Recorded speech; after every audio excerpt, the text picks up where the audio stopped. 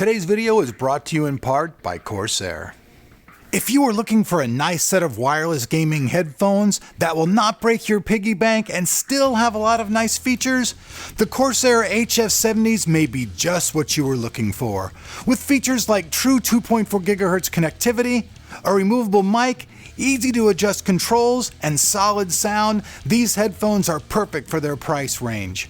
The HS70 headphones work with your PC, Xbox, or PlayStation 4 and come to market at under $100. Check them out and see what you think.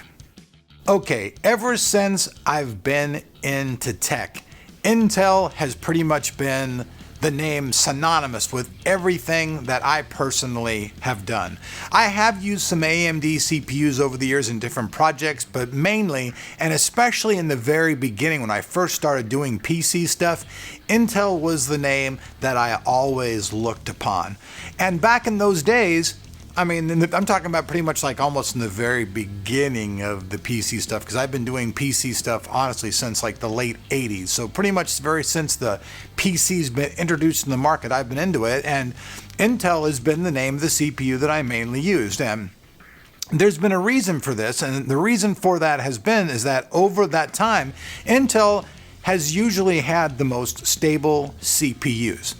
That's just been a fact. Now, AMD has really upped their game in the last, especially in the last year, and they've closed that gap significantly. And it looks like that AMD may even pass Intel this year completely, depending on how their marketing strategy is and how their products are. Now, Intel has made a lot of mistakes over the years. You guys know that recently there have been some personnel changes over at Intel. Some people, getting sacked from their job over some, internal BS, which none of us really gives a crap about. But it just shows that their tree over there is being shaken up. Now, to me though, beyond the weird business practices, the lawsuits, and all the stuff back and forth that's gone over the years, where I feel that Intel truly, totally screwed up is back in the day when mobile CPUs were first being introduced. Intel pretty much did not focus on that market whatsoever, because let's just face it, if Intel would have switched back in those days from just worrying about desktop processors and server processors and would have worried about cell phone stuff, they'd be in a much different position than they're in right now. Now, I know that many people are like pissed off at Intel because they're like, they tried to cockblock AMD from selling their CPUs and all that kind of stuff. And you know what?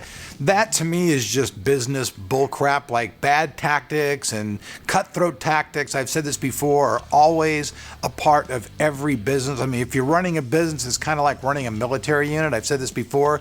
You're just out to crush your competition. So I can understand why Intel would do some shady stuff. But the thing that's really hurt them in their pocketbook has been sticking to pretty much the same market. Because let's just face it, CPUs have kind of froze up now. It's like, okay, we're 5 gigahertz, we're there. We're not really seeing anything advancing past that. So instead of being able to make processors really any faster as far as the single core goes, well, now we see all these multi-core CPUs with 32 cores in them. I mean, come on, that's just some crazy crap.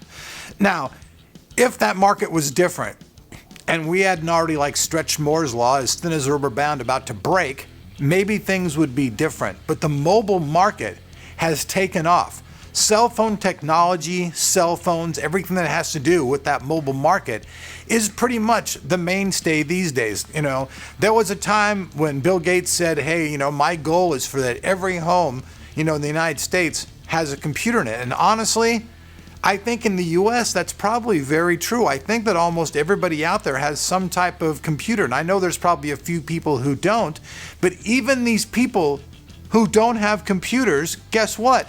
They have cell phones, right? Definitely. They definitely have a cell phone program, because home phones are really a thing of the past. Hardly anybody has them. You don't really walk into anybody's house anymore and see a landline. I'm sure there are a few people that do, but overall, it's a cell phone world. And if years ago, Intel would have jumped on that bandwagon and started developing CPUs that were for that particular market, they would have been in such a different position than they are right now. We see Samsung, we see Apple. Those two guys right now pretty much dominate the market. You don't see too many. I know there probably is another couple companies out there that I'm unaware of that are competing in that market, but we know that the two big ones are the Apple and the Samsung. Those are the two biggest competitors. Why isn't Intel out there? Like, honestly, at this point, if you went out and you bought yourself one of those new Google phones, a Google phone that was totally related to everything to do with Microsoft and stuff, usually was tied in with Intel. But because Intel didn't touch that market, they've lost out on all of that cash, all of it. Now, AMD probably could have done the same thing, but they didn't really pay attention to the mobile market either. So that's kind of like a downfall in both of them. But the only problem is this.